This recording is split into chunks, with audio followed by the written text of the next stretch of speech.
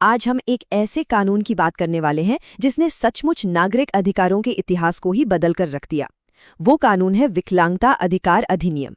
चलिए समझते हैं कि कैसे इस एक कानून ने लाखों लोगों के लिए दुनिया को एक नए सिरे से डिजाइन कर दिया। जरा सोचिए, एक ऐसी दुनिया के बारे में जहां हर मोड़ पर, हर कदम पर एक दीवार खड़ी हो। यह सिर्फ एक सवाल नहीं है, बल्कि विकलांगता अधिकार अधिनियम आने से पहले लाखों लोगों के लिए ये रोज की एक कड़वी हकीकत थी। तो इस पूरी कहानी को समझने के लिए हम इन 5 हिस्सों से गुजरेंगे। हम देखेंगे कि पहले कैसी बाधाएं थीं, फिर ये ऐतिहासिक कानून कैसे बना, इसके मुख्य पिलर्स क्या हैं, इसने हमारी दुनिया को कैसे बदला और हाँ, भविष्य में अभी और क्या करना बाकी है।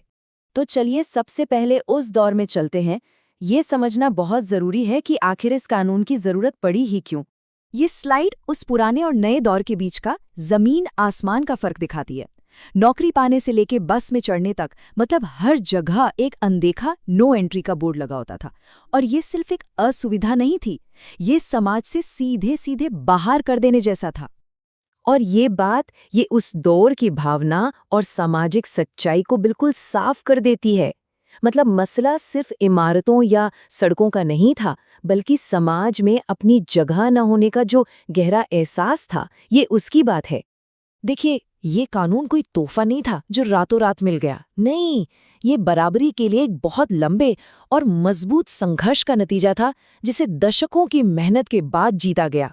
जैसा कि ये टाइमलाइन हमें दिखाती है, ये बदलाव अचानक नहीं आया।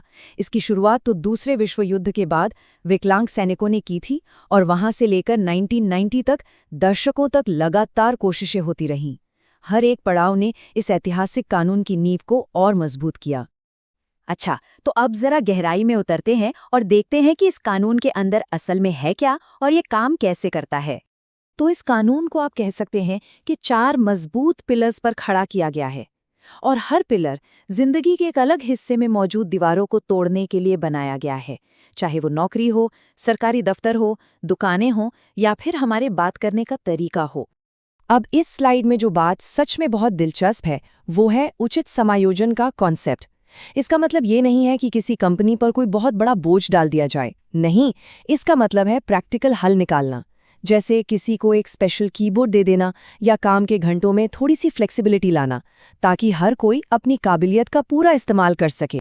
चलिए, अब जरा कानून की किताबों से बाहर निकलकर उन असल बदलावों को देखते हैं जिन्हें इस एक्ट ने हमारी दुनिया में लाया है, जिन्हें हम और आप हर रोज देखते हैं। 6 करोड़ से ज्यादा, ये अमेरिका में उन लोगों की संख्या है जिनकी जिंदगी पर इस कानून का सीधा और गहरा असर पड़ा। ये आंकड़ा हमें याद दिलाता है कि ये कानून किसी छोटे मोटे ग्रुप के लिए नहीं, बल्कि समाज के एक बहुत बड़े और अहम हिस्से के लिए बनाया गया है। और ये देखिए, ये कितनी बेहतरीन तरह से दिखाता है कि हमारे आसपास की दुनिया कैसे बदली है। फुटपाथ पर वो जो रैंप बने होते हैं या टीवी शोज में जो कैप्शन आते हैं, ये सब इसी कानून की देन है। ये ऐसी चीजें हैं जो आज हमें बिल्कुल नॉर्मल लगती हैं, लेकिन एक वक्त था जब ये सब था ही नहीं। तो अब इस चर्चा के आखिर में हम वापस इसके सबसे जरूरी पहलू पर लौटते हैं और देखते हैं कि इस कानून की विरासत आज भी इतनी मायने क्यों रखती है। तो सबसे जरूरी बात यह है कि ये कानून सिर्फ रैंप बनाने या नियम बनाने के बारे में नहीं है। नहीं, इसका असली मकसद है हर एक इंसान को ये हक देना कि वो सम्मान और आज़ादी के साथ समाज का हिस्सा बन सके। ये असल में गरिमा की रक्षा का कानून है। यकीनन इस कानून ने कई दरवाजे खोले हैं, लेकिन सफर अभी खत्म नहीं हुआ है। और ये सवाल हमें सोचने पर मजबूर करता है कि असली बराबरी और समावेश के लिए अगला कदम क्या होना चाहिए। वो कौन सी बाधाएं हैं जिन्हें अभी भी तोड़ना बाकी है।